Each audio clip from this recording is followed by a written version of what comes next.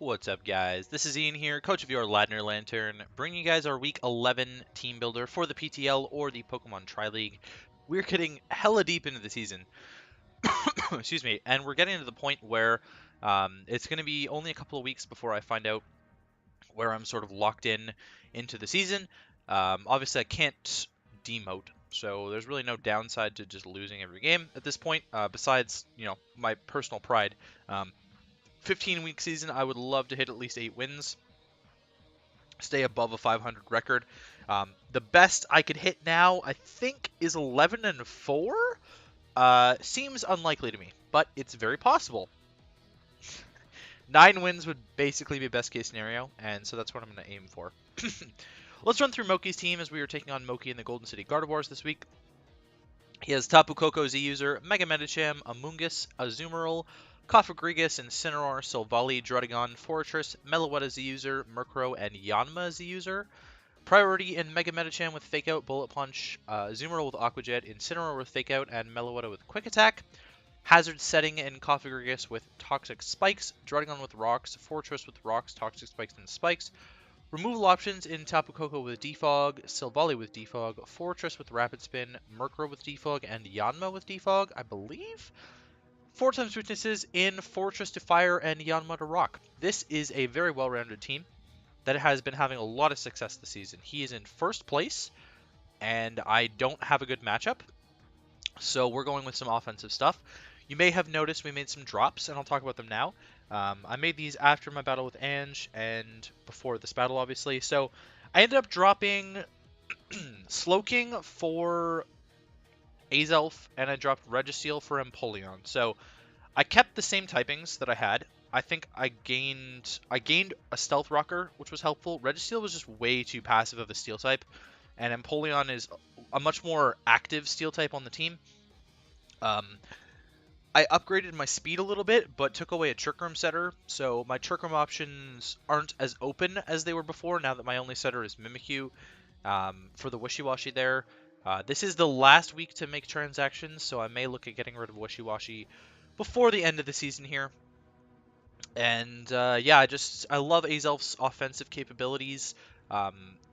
The fact that I have double offensive psychics is nice. I love offensive psychic types, and I finally have a speed tier above Megalodios. Not that it's going to matter, because at this point in the season, no one has anything that I can deal with that. So, except for like Tornadus Incarnate in week 13, and that's it. I guess I can outspeed Latias in week 14, but we'll see. So yeah, that's the matchup, and let's run through the team. I'm bringing a mixed defensive Tangela here with Giga Drain, Sludge Bomb, Toxic, and Nature Power. Nature Power will turn into Thunderbolt in the electric terrain. Who knows? It can work out. I don't know. Only other relevant move here may have been Synthesis, but I'm a regen mon anyways, so what's the point? I also have Giga Drain on there. Sludge Bomb just hits a lot of stuff really well.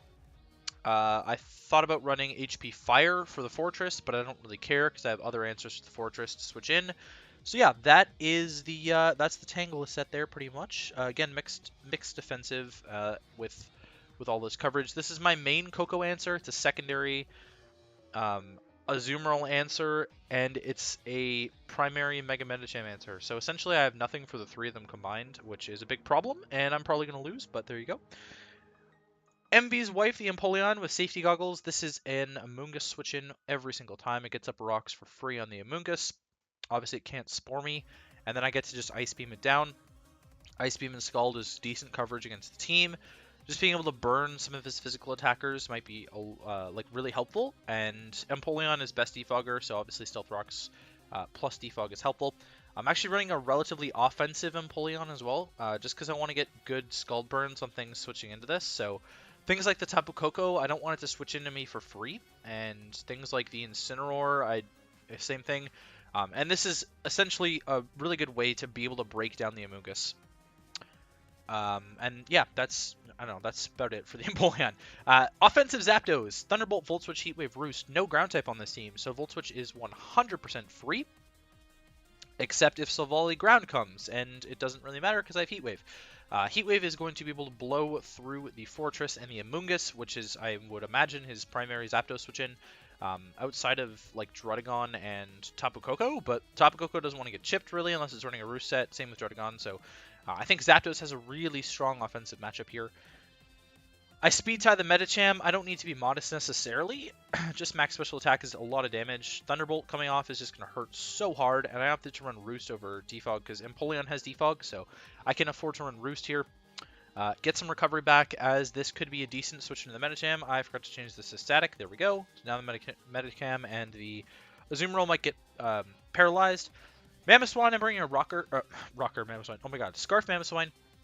This is an answer to the Tapu Koko offensively, for which I have pretty much nothing defensively, so it'd be nice to deal with that. Icicle Sphere, because I don't want to miss Icicle Crash, and I could deal with any potential Focus Sashes on things.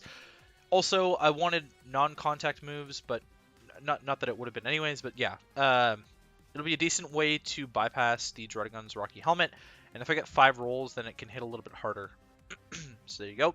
Endeavor in case I get really low and I can just Endeavor something down, and then Freeze Dry is there for the Azumarill, and I'm actually running a reasonable amount of special attack investment and a nature specifically designed to be able to Freeze Dry the Azumarill if necessary, outspeed it and Freeze Dry it. So that's a memo. It's running enough speed for Tapu Koko with my Choice Scarf on.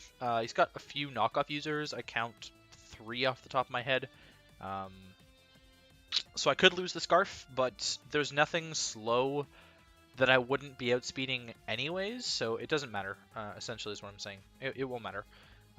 Yeah, Darmanitan, also bringing Scarf Darmanitan with Scarf Will-O-Wisp, actually, just to be able to check the Medicham if I have to later, or check the Azumarill if I have to later by throwing off a Will-O-Wisp against it. Flare Blitz just kind of like plows through a lot of this team, but U-Turn is a very safe click early on.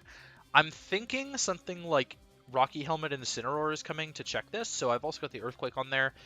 This is another offensive check to the Koko, but Mamoswine is Stab Earthquake, so it'll help if he's Shuka a little bit more.